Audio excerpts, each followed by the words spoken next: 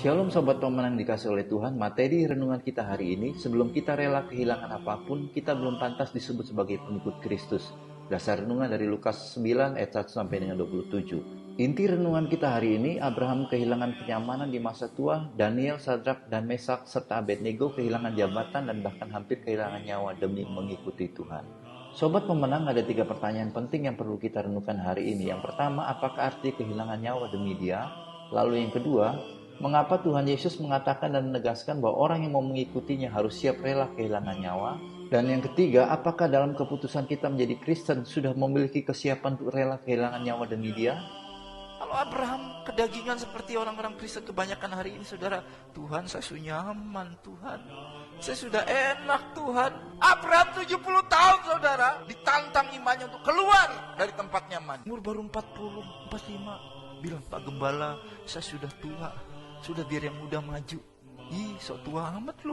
Saudara perhatikan baik-baik dalam Alkitab, iman itu hanya bisa bertumbuh ketika ada tantangan iman. Katakan amin. Saya tidak mau membangun jemaat itu di atas kapal pesiar, saudara. Gereja kita itu bukan kapal pesiar, tapi kapal perang. Yang membuat jemaatnya itu siap siaga. Katakan amin. Karena trik iblis itu membuat kita nyaman. Kalau so nyaman, tinggal kritik-kritik toh.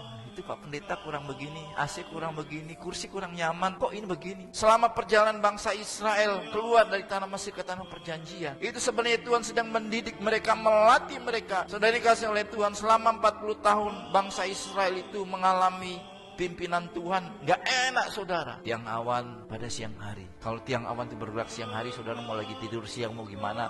Bangun, bergerak. Tiang api waktu malam. Begitu tiang api itu bergerak, jam 2 subuh, jam 3 subuh, bangun, bergerak. Bayangkan saudara, itu kayak militer. Kenapa? Karena Tuhan mau umat Israel berjalan dengan iman ketika masuk tanah perjanjian. Kenapa? Itu tanah perjanjian, itu tanah Kanaan, tanah orang kafir, orang yang tidak mengenal Tuhan, yang hidupnya sembrono dan berdosa. Makanya saudara, kalau setelah baca kitab Keluaran, imamat, lalu sesudah itu ada namanya hakim-hakim, kita lihat mental orang Israel gak kuat. Bangsa Israel berdosa, Tuhan bangkitkan hakim, seorang hakim. Untuk apa? Supaya bertobat. Sobat Pemenang, mengikuti dan meneladani ajaran Tuhan Yesus Kristus untuk berdoa dengan tidak jemu-jemu. Mari kita responi renungan hari ini dengan berdoa. Bapa, ajar aku untuk selalu rela kehilangan nyawa demi kehendak-Mu, karena Engkaulah pemilik kehidupanku dan juru selamatku. Lalu pokok doa syafaat kita hari ini, berdoa bagi para rohaniawan dan para pemimpin gereja di seluruh dunia agar bersehati menuntaskan amanat agung. Salam pemenang dalam Kristus, Tuhan Yesus memberkati.